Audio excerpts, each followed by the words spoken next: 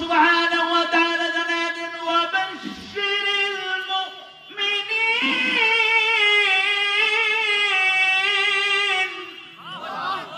আর হে নবী ওই মুমিনদের সুসংবাদ জানায় দাও যে মুমিনরা এমন নয়টি গুণাবলী অর্জন করেছে তাদের জন্য সুসংবাদ। তন্মধ্যে 1 নাম্বার গুণ হলো, প্রথম গুণ হলো আত-তাইবুন, তারা তওবাকারী। আত-তাইবুন, তারা আল্লাহর দিকে বারবার প্রত্যাগমনকারী, যারা তাদের জীবন পরিচালনা করতে গিয়ে জীবনের বাঁকে বাঁকে ভুল করে ফেলে, ভুল করলে তারা বসে থাকে না, সাথে সাথে আল্লাহর দিকে তারা ফিরে আসে, তওবা করে। সুবহানাল্লাহ। তুজনা আনিল মুনকারি ওয়াল হাফিজুনা লিহুদুদিল্লাহ ওয়া বাশশিরিল মুমিনিন। وقال تعالى إن الله وملائكته يصلون على النبي يا أيها الذين آمنوا صلوا عليه وسلموا تسليما اللهم صل على محمد وعلى آل محمد كما صليت على إبراهيم وعلى آل إبراهيم إنك حميد مجيد اللهم بارك على محمد وعلى آل محمد كما باركت على إبراهيم وعلى آل إبراهيم إنك حميد مجيد لا إله إلا الله لا إله إلا الله سبحان الله والحمد لله سبحان الله والحمد لله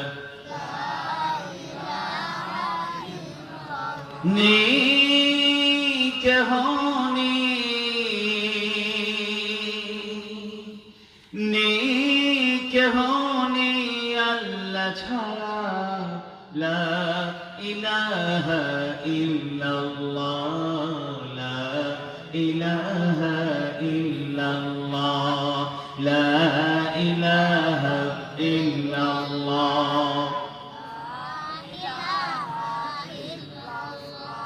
ला इलाहा इल्लल्लाह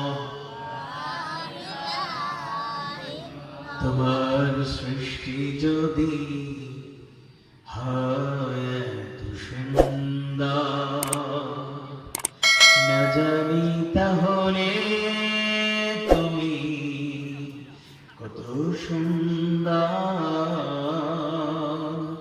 কত সুন্দর সেই কথা ভেবে ভেবে কেটে যায় লগ্ন হয়ে যায় তৃষিত জানি তাহলে তুমি কত সুন্দর লা ইলাহা ইল্লাল্লাহ লা ইলাহা ইল্লাল্লাহ রসুল আমার ভালোবাসা, রসুল আমার আলো আশা, রসুল আমার প্রেম বিরহের মূল আলোচনা, রসুল আমার কাজে কর্মে অনুপ্রেরণা, রসুল আমার ভালোবাসা, রসুল আমার আলো আশা, রসুল আমার প্রেম বিরহের মূল আলোচনা, রসুল আমার কাজে কর্মে অনুপ্রেরণা, লা ইলাহা ইল্লাল্লাহ, লা ইলাহা ইল্লাল্লাহ,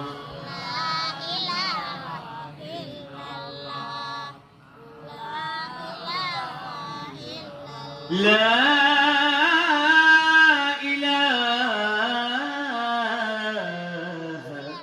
ইল্লাল্লাহ মুহাম্মাদুর রাসূলুল্লাহ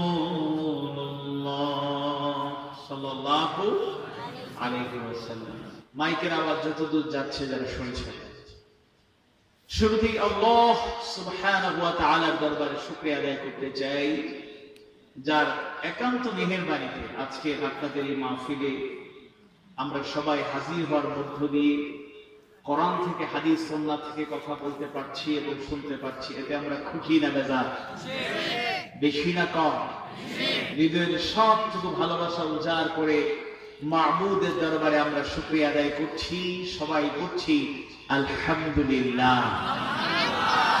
রব্বানা লাকাল হামদ হামদান কাসীরা তাইয়িবান মুবারাকান ফীহি। আল্লাহ তাআলা সবাইকে কবুল করুন, আমিন। খুব দীর্ঘ আলোচনা করার পক্ষে আমি নই, যেহেতু রাত ধীরে ধীরে বাড়ছে। 1 ঘন্টা কষ্ট করতে রাজি আছেন ইনশাআল্লাহ? আওয়াজ বাড়ি বলে রাজি আছেন ইনশাআল্লাহ? আমি কোরআন থেকে কথা বলার মতো, তাফসীর ওয়াজ করার মতো ইলম, আমল, যোগ্যতা, দক্ষতা, কোয়ালিটি, ক্যাপাসিটি কিংবা ক্যাপাবিলিটি কোনো কিছু আমার নেই। আমার ভাইরা ভালোবাসেন, তাই আমাকে দাওয়াত দিয়েছেন, আজকে আসতে পেরেছি, এজন্য আমার খুবই ভালো লাগছে। আমিও করছি আলহামদুলিল্লাহ। এজন্য মেহমান যেহেতু চলে এসেছেন, কথা ভালো লাগলেও আমরা শুনবো, খারাপ লাগলেও শুনে নেব ইনশাআল্লাহ। একটু অতিথিদের সম্মান জানানো রাসূলের একটা শ্রেষ্ঠ সুন্নাত। সম্মান না জানাতে পারলেও ভালোবাসা, আতিথেয়তা, মেহমানদারি দেখানোটা ভালো। এই এলাকায় আমি প্রথম, যদিও চুনারের ঘাটে অনেক মাহফিল করেছি, এই এলাকায় আমি প্রথম। আর আমি সিলেটের মানুষ হলেও আপনারা হয়তো ইউটিউবে, ফেসবুকে যারা অ্যাক্টিভ আছেন তারা দেখেন যে আমার মাহফিল সিলেটের লোক হলেও সিলেটের বাহিরেই বেশি। ওনার সন্তান আমাকে কুমিল্লার 2 বছর আগে দাওয়াত দিয়েছিলেন, যদিও মাহফিলটা হয় নাই, তবে কুমিল্লা, চাঁদপুর, লক্ষ্মীপুর, ফেনী, নোয়াখালী হয়ে আমার মাহফিল সবচেয়ে বেশি কক্সবাজার জেলাতেই প্রতি বছর যে পরিমাণ মাহফিল করি, সিলেট বিভাগে এত সময় দিতে পারিনি, আলহামদুলিল্লাহ। সেইভাবে আমার মনে পড়ে এমসি কলেজে পড়া অবস্থায় 2009 সালে আমি প্রথম গিয়েছিলাম পকেটের টাকা খরচ করে কক্সবাজার। সেখানে গিয়েছি টাকা খরচ করে। আর এখন 15 সালের পর থেকে প্রতি বছর 38, 39, 40, এবছর প্রায় 50টার মতো মাহফিল হবে শুধু কক্সবাজার জেলাতে করেছি। এখন টাকাও লাগে না, একটু টাকা আমার ঢুকে আছে। খুশি না বেজার আপনারা? আমাদের সিলেটের প্রতিনিধিরা বাংলাদেশে কম, অনেকে আছেন প্রতিনিধিত্ব করছেন, তাই ব্যক্তিগতভাবে আপনাদের কথাগুলো আমরা পৌঁছে দিচ্ছি। আর নিজের এলাকাতে নিজে তেমন সময় দিতে পারি না, এই জন্য আপনারা মন খারাপ করবেন না, আমাদের জন্য দোয়া করবেন, বদুয়া দেবেন না, বলেন ইনশাআল্লাহ। তা আমার খুব ভালো লাগছে আজকে হাজির হতে পেরেছি। আমি চেষ্টা করবো আপনাদের সামনে অল্প সময় কিছু কথা বলা যায় কিনা।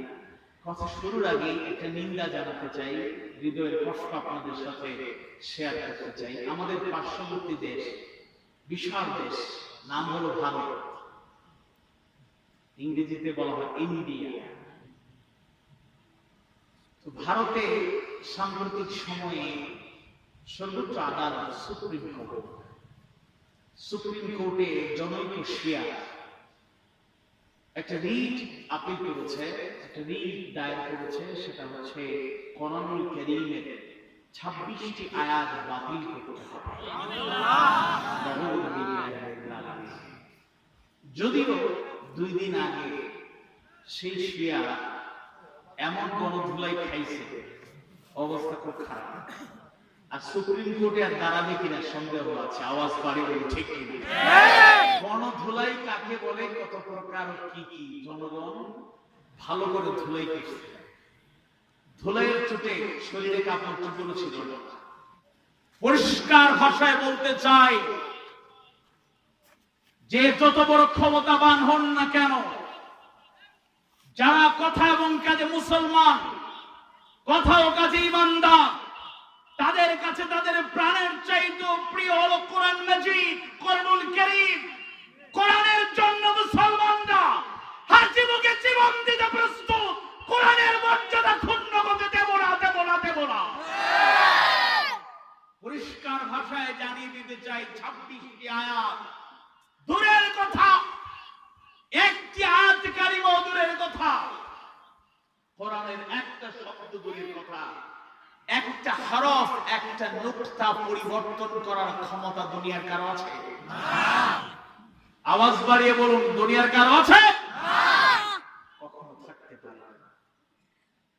মুসলমানরা একটা হরফ, একটা নুকতার পরিবর্তনের দাবি উত্থাপন হলেও এর বিরুদ্ধে বজ্র কঠোর ভূমিকা পালন করবে, প্রয়োজনে জীবন দেবে, বুকের তপ্ত তাজা খুন ঢেলে দেবে। কোরআনের অবমাননা সহা যাবে? সহ্য করা যাবে? তাই আমরা আজকের এই মাহফিল থেকে দাবি জানাই, সেই দাবিটা হচ্ছে অবিলম্বে যে রিটটা করা হয়েছে এটাকে খারিজ করতে হবে। আমরা সরকারের কাছে আবেদন জানাই, সরকার যেন ভারতীয় এমবাসিতে যারা কর্মরত আছেন তাদেরকে ডেকে এনে 90% মুসলমানের দেশে মুসলমানদের পক্ষ থেকে এই আবেদনটি, এই নির্দেশনাটি জানিয়ে দেন যে অবিলম্বে ওই রিটটা খারিজ করতে হবে। গোটা পৃথিবীতে সমালোচনা চলছে, প্রতিবাদ চলছে। পার্শ্ববর্তী দেশ মুসলমানের দেশেও শুধু সমালোচনার প্রতিবাদ নয়, প্রয়োজনে গণপ্রতিরোধ গড়ে তোলা হবে। আওয়াজ বাড়িয়ে বলুন ঠিক কিনা? আওয়াজ বাড়িয়ে বলুন ঠিক কিনা? কোরআনের এত বড় অপমান হবে আর মুসলমানরা বসে বসে আমরা শুধু আলোচনা করবো আর শুনবো, এটাই আমাদের দায়িত্ব শেষ নয়। প্রয়োজনে গর্জে উঠতে হবে, এটা আমাদের ইমানি দায়িত্ব। বলেন ঠিক কিনা?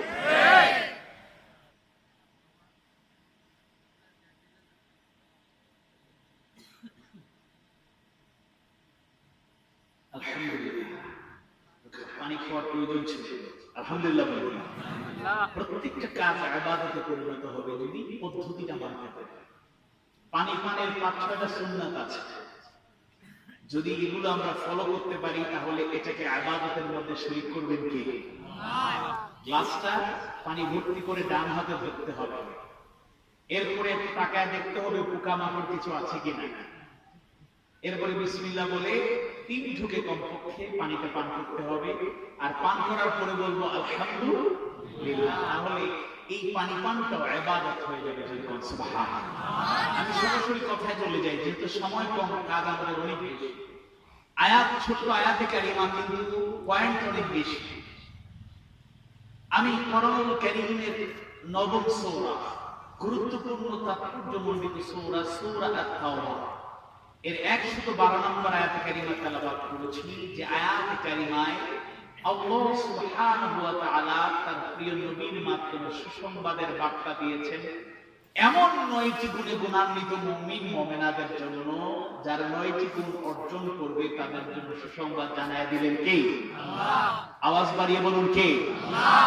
আল্লাহ তার নবীর মাধ্যমে সুসংবাদ দিয়েছেন এমন 9টি গুণে গুণান্বিত মুমিনদের, যে গুণগুলো আমি বলবো যে অধিকাংশের মধ্যেই হয়তো আছে, তবে কারো কারো মধ্যে আংশিক আছে, আবার কারো কারো মধ্যে কোনো কোনো গুণের ঘাটতিও থাকতে পারে।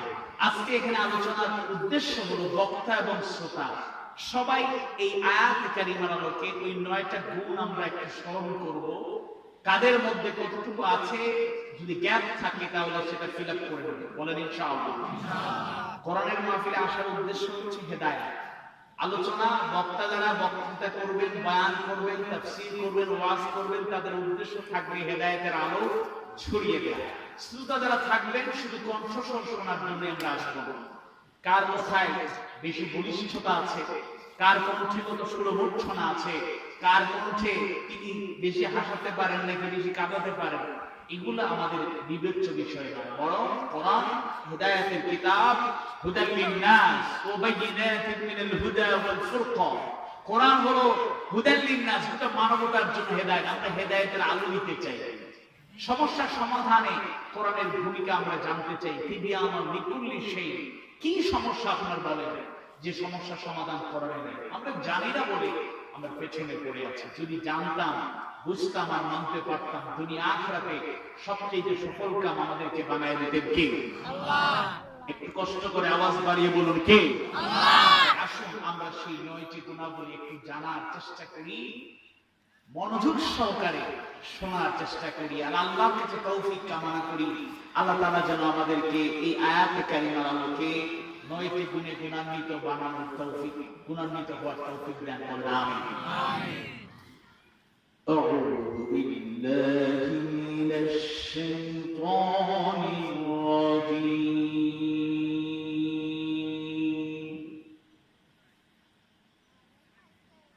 بسم الله الرحمن الرحيم. التائبون العابدون الحامدون السائحون.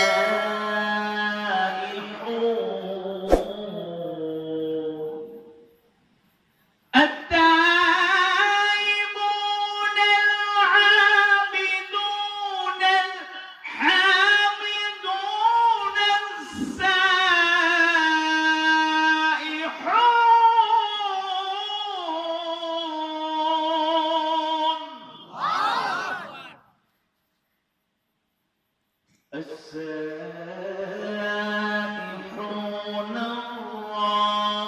الراكعون الساجدون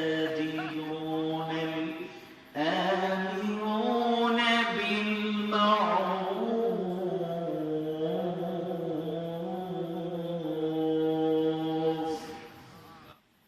السائحون الراكعون الساجدون الآمرون بالمعروف.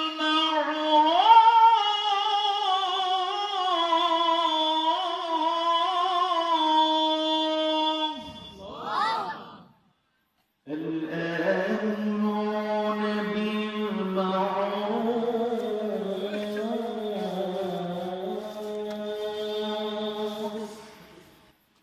الآمرون بالمعروف والناهون عن المنكر والحافظون لحدود الله.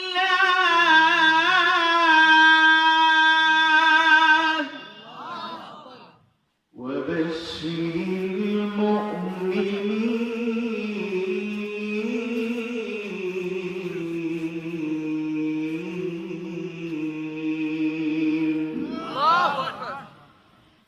الله سبحانه وتعالى নবম সূরা সূরা আত-তাওবা 112 নম্বর আয়াতে কারিমার মাধ্যমে জানিয়ে দিচ্ছেন 9টি গুণের প্রথম গুণ হলো আত-তাইবুন, তারা তওবা করে, আল্লাহর দিকে বারবার প্রত্যাবর্তনকারী। বলুন সুবহানাল্লাহ।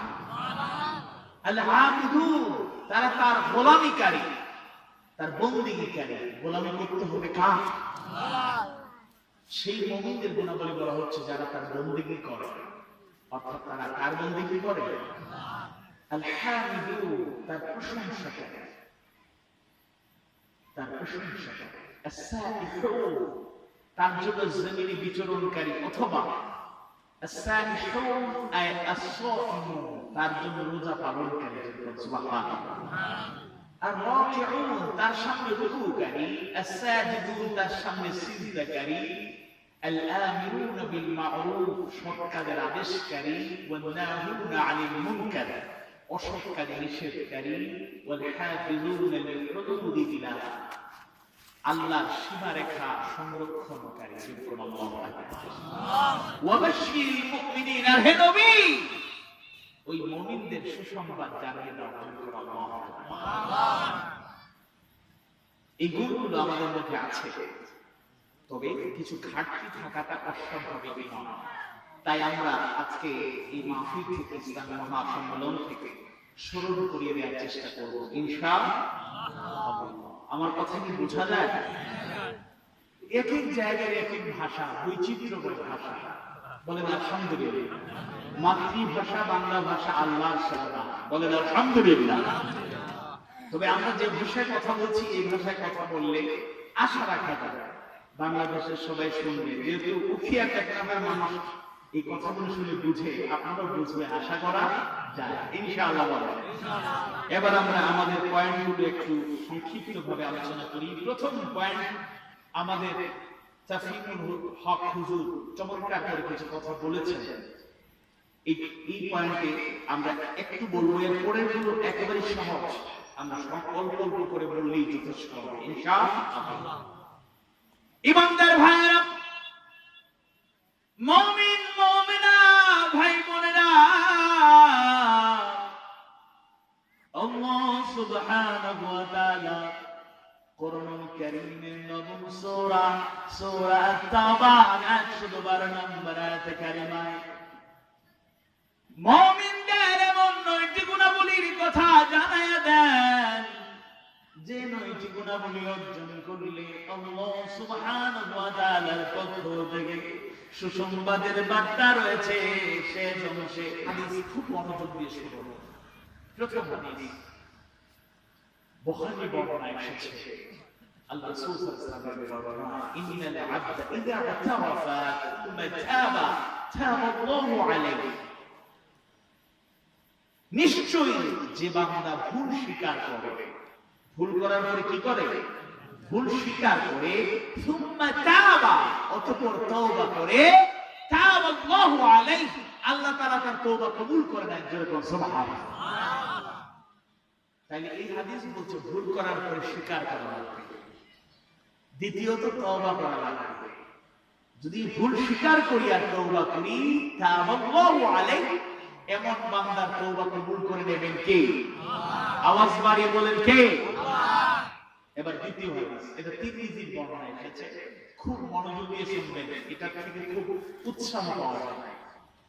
এখনো ইচ্ছা করে কেউ ভুল করবেন না, করা যাবে না, কিন্তু ভুল করলে আবার কেউ কেউ আছে আপসেট হয়ে যায়, আমি তো ভুল করছি, আমি তো শেষ, আমি তো শেষ, হতাশ।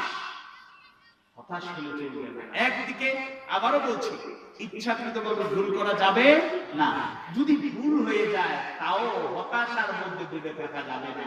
এমন একটা হাদিস এখন বলবো, যে হাদিসটা ভুল করার পরে যারা অনুশোচনায় ভুগে, টেনশনে পড়ে যায়, হতাশার সাগরে হাবুডুবু খায়, তারা একটু রস পাবে, রসক পাবে, উৎসাহ পাবে, অনুপ্রেরণা পাবে। সুবহানাল্লাহ। আল্লাহ রাসূল সাল্লাল্লাহু আলাইহি ওয়াসাল্লাম বলেছেন, কুল্লু বনি আদম খাত্তাউন, প্রত্যেক বনি আদম, প্রত্যেক আদম সন্তান ভুল করে। এটাই শেষ নয়, এটা শেষ হয়ে গেলে বিপদ হয়ে যাবে। আমি এই অংশ দিয়ে আপনাদের অনুপ্রাণিত করতে চাই না। এটা দিয়ে বোঝা যায় প্রত্যেক বনি আদম, প্রত্যেক আদম সন্তান কি করে? ভুল করে। নবী রাসূল ছাড়া যারা আমরা আছি, ভুল প্রত্যেকেই আমরা করি। এখন যে যে জায়গায় থাকুন, ভুল কিন্তু হয়। আপনি বলবেন ঠিক আছে, আমরা সাধারণ মানুষ। যুবক বলবে আমরা তো আসলে কলেজে পড়ি, ইউনিভার্সিটিতে পড়ি, শয়তান আমাদের ওয়াসওয়াসা দিয়ে সিনেমা দেখায়, গান শোনায়। হুজুররা ভুল করে, হুজুররা ভুল করে, হ্যাঁ হুজুররা ভুল করে। বক্তারা কি ভুল করে? অবশ্যই বক্তারা ভুল করে। ইমাম খতিব সাহেব ভুল করতে পারে, অবশ্যই তিনি ভুল করতে পারে। মুহতামিম সাহেব ভুল করতে পারে, অবশ্যই তিনি করতে পারে। প্রিন্সিপাল সাহেব ভুল করতে পারে, অবশ্যই তিনি করতে পারে। আলেম তিনি ভুল করতে পারে, অবশ্যই করতে পারে। তবে সবার ভুল একরকম না। কবিরা গুনাহ সবাই করতে পারেন, কিন্তু সবার ভুলের পদ্ধতিটা একই রকম না। যেমন একজন যুবক যার হাতে একটা অ্যান্ড্রয়েড সেট আছে, কিংবা বাসায় তার ল্যাপটপ আছে, অথবা তার ঘরের মধ্যে টেলিভিশন স্যাটেলাইট যুক্ত ডিশ সংযোগ আছে, সে ইচ্ছে করলেই যখন তখন একটা গান শুনতে পারে, সে সিনেমা দেখে ফেলতে পারে।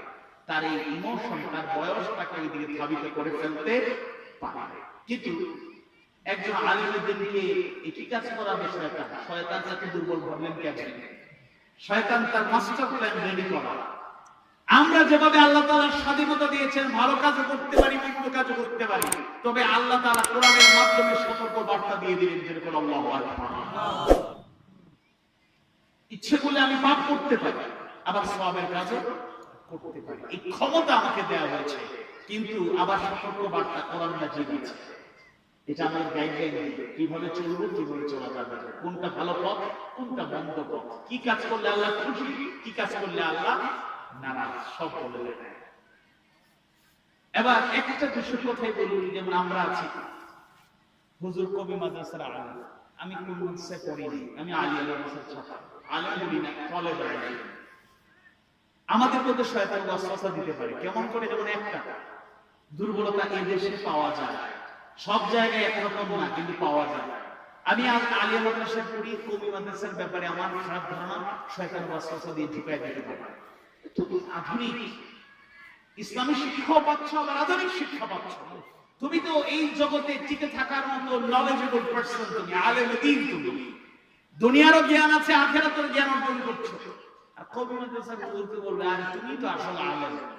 আলিয়া মাদ্রাসা যারা পড়ে এরা কিছু হুজুর হয় আর কিছু মাস্টার হয়, এগুলো আসলে পুরো কিন্তু আলেম না। দেখো না মাদ্রাসায় তৈরি অনেকে 7 পর্যন্ত পড়ে, এই মাদ্রাসা করে কি ফায়দা? তাইলে কিন্তু একটা কন্ট্রাডিকশন শয়তান ঢুকায় দিচ্ছে।